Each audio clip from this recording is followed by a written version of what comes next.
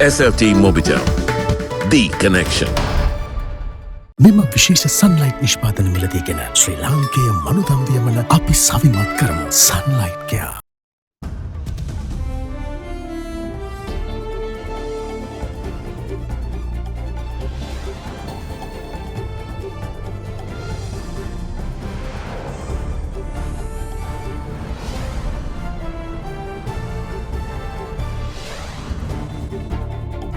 Tonight, foreign agendas. Government minister calls on the opposition to accept the truth of the Port City Bill. It is comparable with any of the world-class facilities which is offered in the region and take the use of our strategic location. That is why there is so much of interest in this country. Ready for anything. Health experts express confidence in dealing with rising COVID cases due to increase in critical facilities. Stay home, sweet home. Island-wide travel restrictions come into effect from 11 p.m. tonight until 4 a.m. Tuesday as police warn violators. Losing out. Lord Nesby takes up Sri Lanka's human rights issue and calls on the UK to amend its approach. If the UK chooses to dictate, then be clear. There is a clear risk to our Indo-Pacific strategy. All that and much more coming up on First at 9. This Friday, the 21st of May, 2021.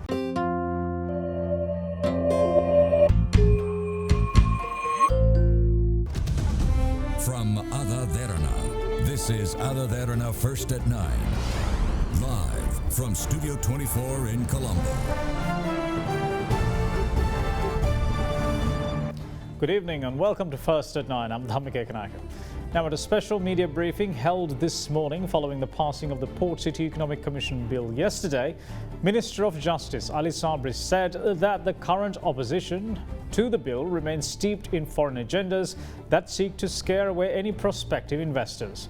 The minister stated that despite the Port City Commission's mandate being to act as a wedding planner for any marriage between the investor community and the authorities, the bill's detractors refuse to see the truth.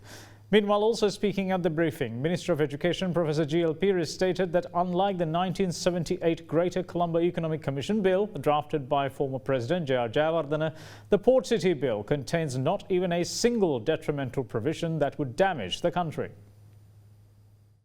Minister of Justice Ali Sabri today called on detractors of the Port City Economic Commission Bill to stop embracing foreign agendas that aim to chase away possible investors by painting out the project as a boogeyman. He added that the Port City Commission would only serve as a single window investment gateway, offering the same incentives that any other special economic zone in the world provides to investments. විපක්ෂයට සහ මේ රටේ සියලු දෙනාටම ලොකු වගකීමක් තියෙනවා. පිටරට විවිධ බලවේග තමන්ගේ සැඟවුණු න්‍යාය පත්‍ර ඉදිරිපත් කිරීම සඳහා මේකෙන් බිල්ලෙක් මවලා ආයෝජකයෝ එලවන්න. ඒකට පාර්ශවකාරයෙක් වෙන්න එපා. ඒ රටට කරන මහ විනාශය. Port City is a world-class facility.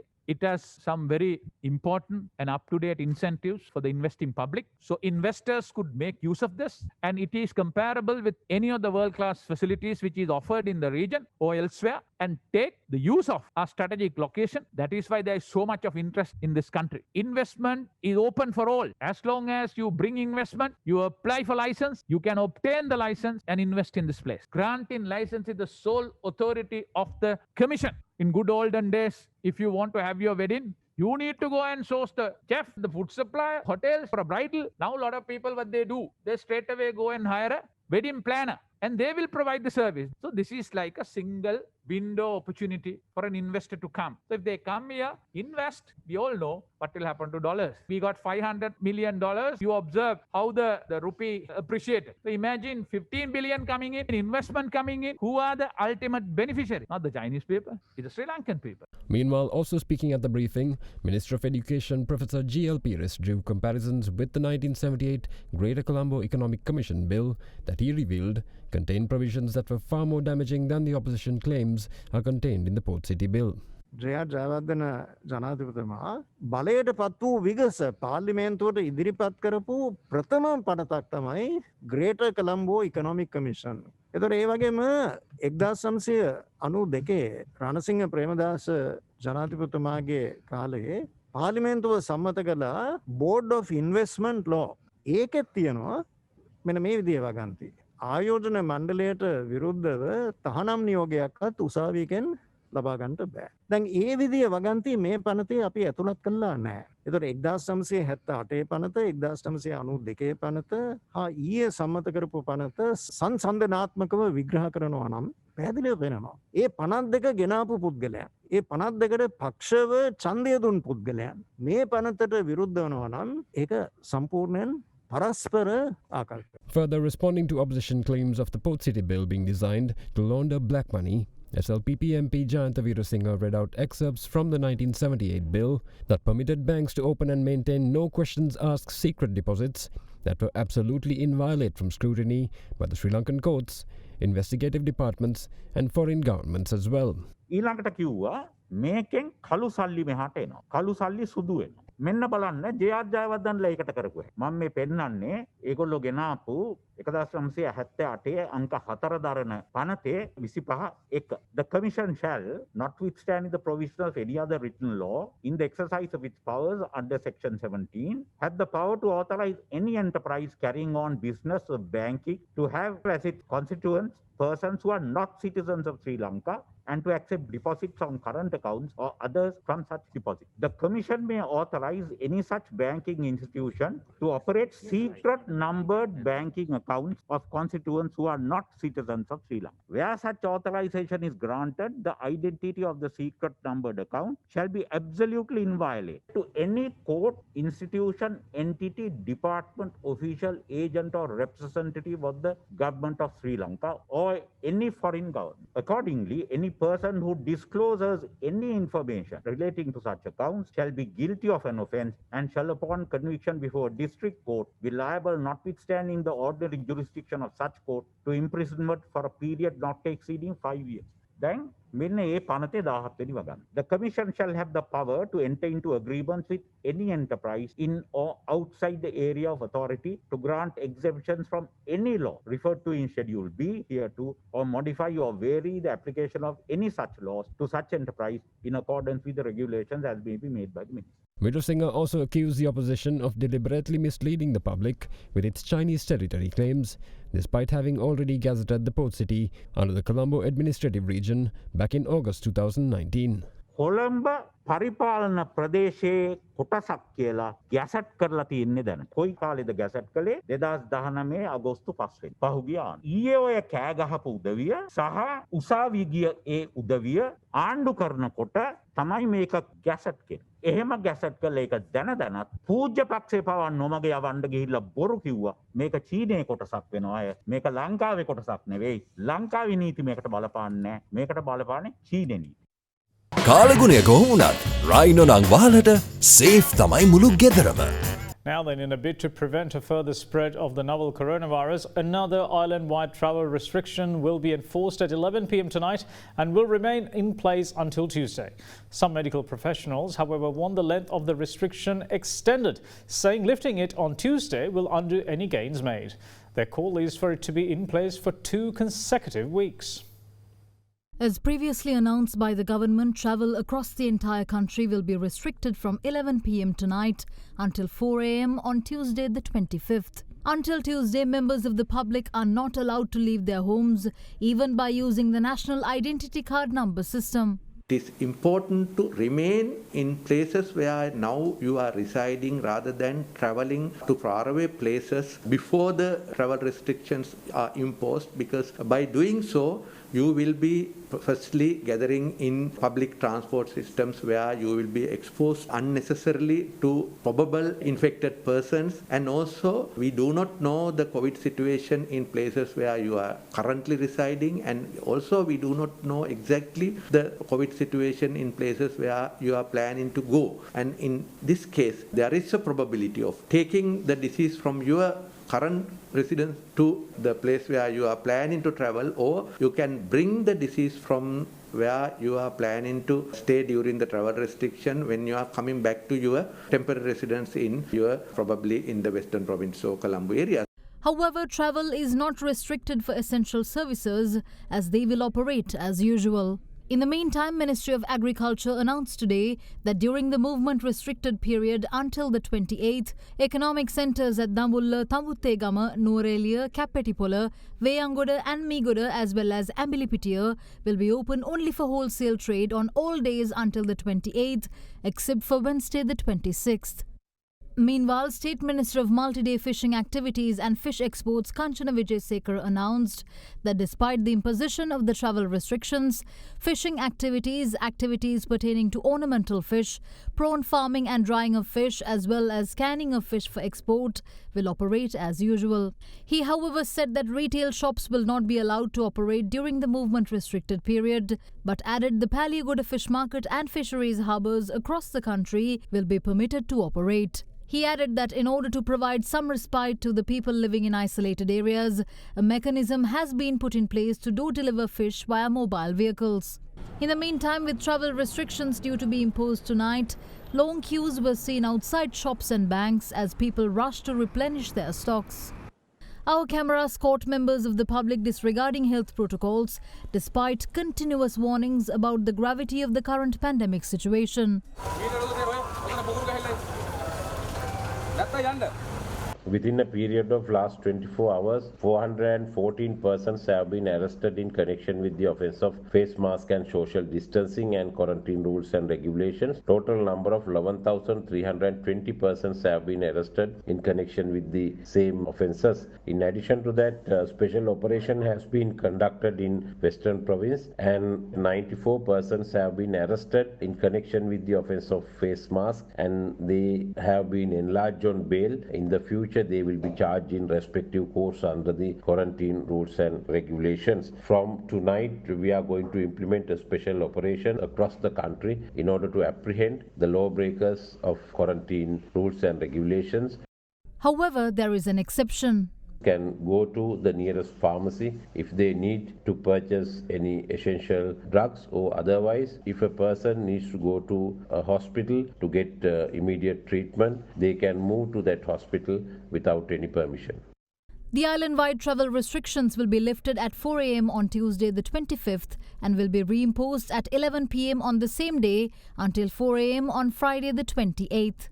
පහුගිය දිනවල කරපු දින තුනේ ලොක්ඩවුන් එක එක්තරා විදියකින් අපරාධයක්. ඒක නිකන් අත්හදා බැලීමක් වුණාට ඒකේ විද්‍යාත්මක පසුබිමක් නැහැ. රජයෙන් විශේෂයෙන්ම ඉල්ලා සිටිනවා. රජයත් දැන් මේ වෙනකොට යම්කිසි විදියක හෙටින් අද රැසට පටන් අරගෙන යන දවස් 5ක විතර එකක් ආපහු අඟහරුවාදට නිකන් ඉතින් අඟහරුවාද ඒක අරින්න එපා. ඒක උරුතින් අර අපි මේ දවස් 5න් ගන්න එකේ ප්‍රයෝජනෙ නැතුව යනවා. ඒක නිසා මේක ගෙනියන්න දිගටම දවස් 14ක්වත් ආවම වශයෙන් ඉදිරියේදී දිනකට මැරෙන ගාන 100 ගානක් වෙන්න පුළුවන්.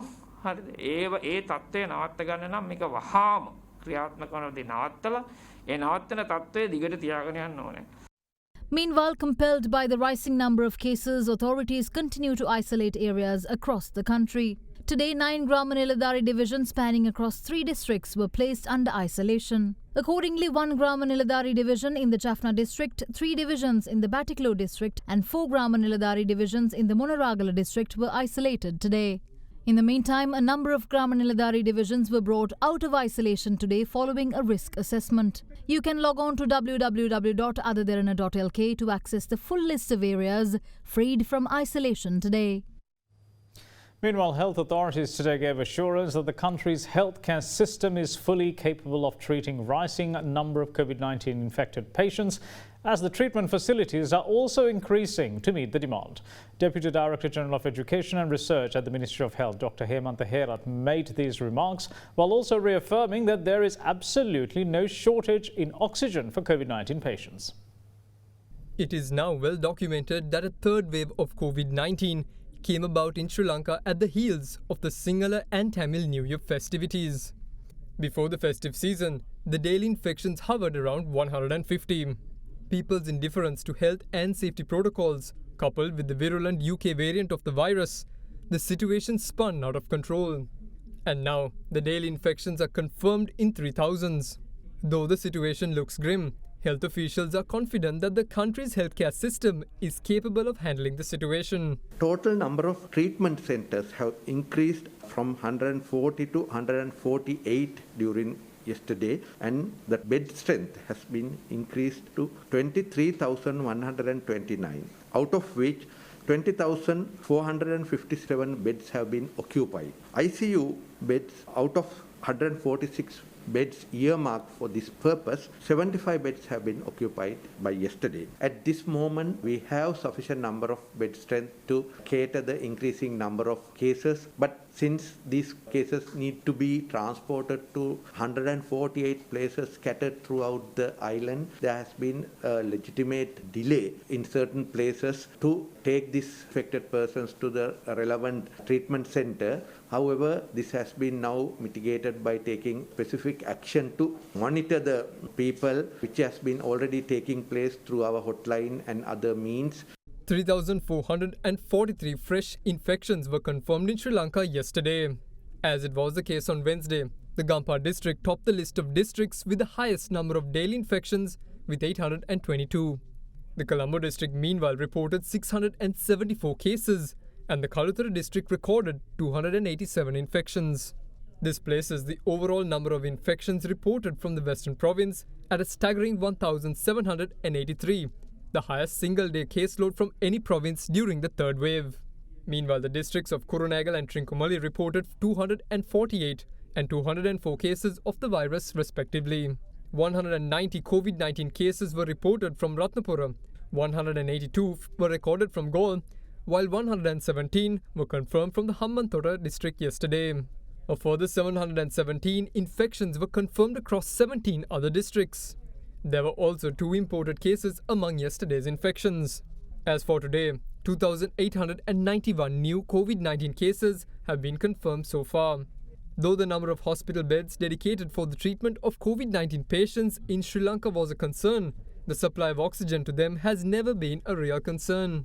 However, with India suffering a fatal shortage of it for their COVID-infected citizens, eyebrows were raised in Sri Lanka as well. The oxygen capacity of the health ministry facilities are still far ahead of the current requirement, because not every person infected with COVID-19 requires oxygen therapy, but Ministry of Health is taking every possible measures to increase its capacity to provide oxygen therapy to face any type of eventuality where the number of cases can go up and the oxygen requirement can go up, for which the ministry is planning, and at present they are successfully implementing the mitigative activities to cater the oxygen requirement that might arise in future.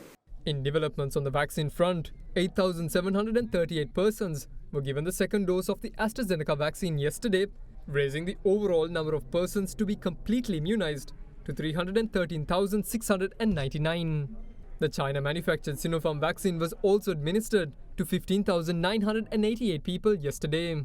A total of 485,373 persons have so far received the first dose of the Sinopharm jab.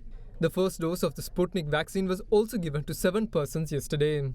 In the meantime, despite the rising daily caseload, the island's COVID recoveries are also on the rise, as 1,828 COVID-infected persons were given the all-clear to leave treatment centres today. That puts the country's overall number of recoveries at 125,360. But Sri Lanka's active cases continue to rise, with 31,228 patients currently under treatment. Now then, addressing the UK House of Lords following the Queen's speech at the state opening of Parliament on Wednesday, Conservative peer Lord Nesby called on the UK government to amend its approach to Sri Lanka, as failing to do so would push Sri Lanka to strengthen its ties with China and endanger the UK's Indo-Pacific strategy. Lord Nesby also urged the UK government to dismiss all claims of genocide and accept verified information which proves that the Sri Lankan government and its military handled the latter stages of the war in a commendable manner. Conservative Life peer Lord Nesby took up the cause of Sri Lanka's human rights pressure in the House of Lords on Wednesday, calling for the UK government to accept verified facts that expose the false genocide claims by the LTT diaspora.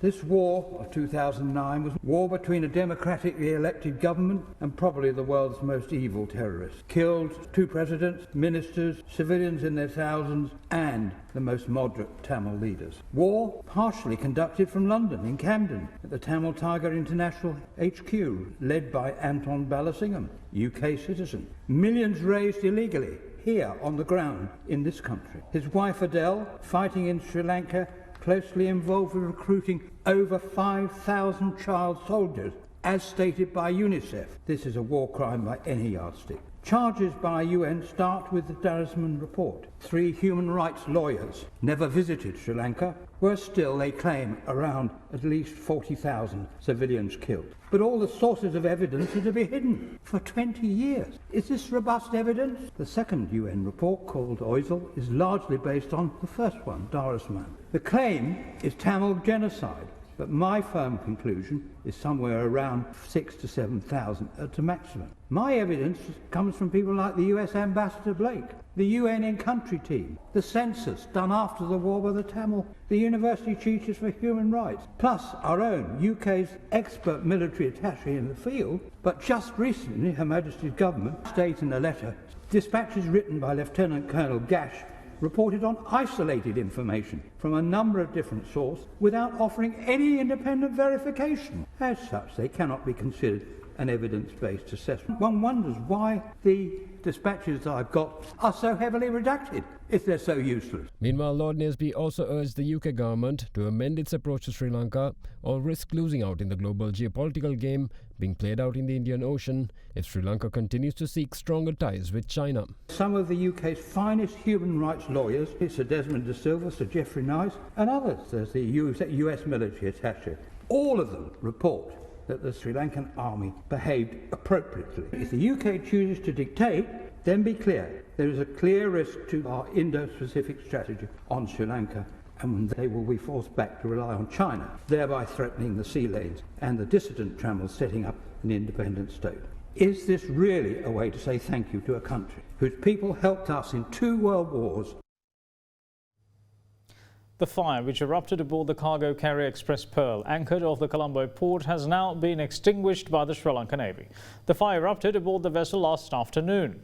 A chemical reaction is suspected to have caused the fire. Anchored 9.5 nautical miles away from the Colombo port, a fire broke out on board the vessel Express Pearl last afternoon. The vessel was transporting nitric acid and other chemicals during the time and was set to enter the Colombo port when the incident took place. Upon receiving information about the incident, Sri Lanka Navy took prompt actions to dispatch 2 offshore patrol vessels and a fast attack craft to extinguish the fire. A tugboat from the Sri Lanka Ports Authority also joined the firefighting efforts. Eventually, Sri Lanka Navy was able to fully douse the fire and bring the situation under control. According to the Navy, Express Pearl, registered under the flag of Singapore, had set off from the port of Hazira in India on the 15th of May, carrying 1,486 containers with 25 tons of nitric acid, several other chemicals and cosmetics also among the cargo. A 25-member crew was on board the stricken vessel, and reportedly no injuries have been caused by the fire. We will see you shortly. Stay with us.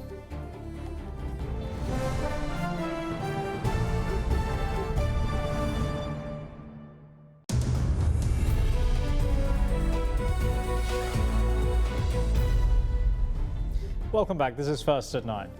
Now, taking a look at the Colombo bourse, Sri Lankan shares ended lower for a 3rd consecutive session today, hurt by a fall in industrial and financial stocks. The CSE All Share Price Index closed 1% lower at 7,220.72, while the overall turnover was 2.29 billion rupees. Now, here's Dimantha Mathi with a brief report on how the market performed today.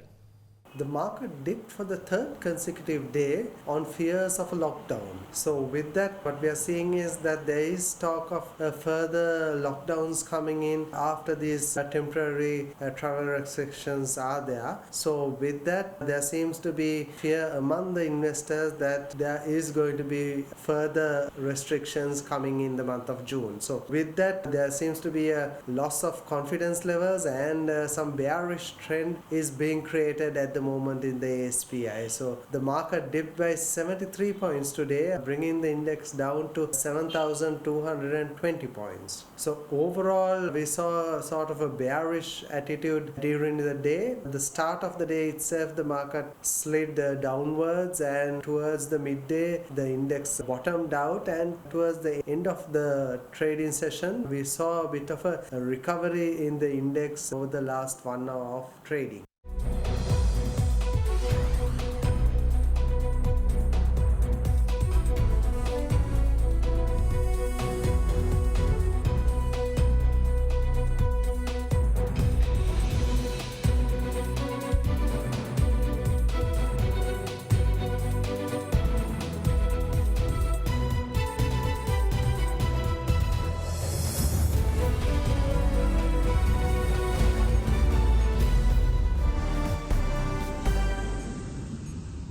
Now, the Indian medical experts are on high alert for more cases of the somewhat highly fatal black fungus that has pushed Indian states to declare a pandemic following a surge in cases. With a mortality rate of 54%, doctors say that the condition is a result of steroid treatment given to COVID-19 patients. India has ordered tighter surveillance of a rare fungal disease hitting COVID-19 patients, officials said yesterday, that has been piling pressure on hospitals struggling with the world's highest number of daily COVID-19 infections. Mucormycosis or black fungus usually infects people whose immune systems have been compromised, causing blackening or discoloration over the nose, blurred or double vision, chest pain, breathing difficulties, and coughing blood. The mortality rate has been recorded at 54% in severe cases. Otherwise, it remains a treatable disease, revealed a senior medical practitioner, as 2 Indian states have declared a mucormycosis epidemic after the rapid surge. And that's it from all of us here at First at 9. Thanks for watching. Bye-bye.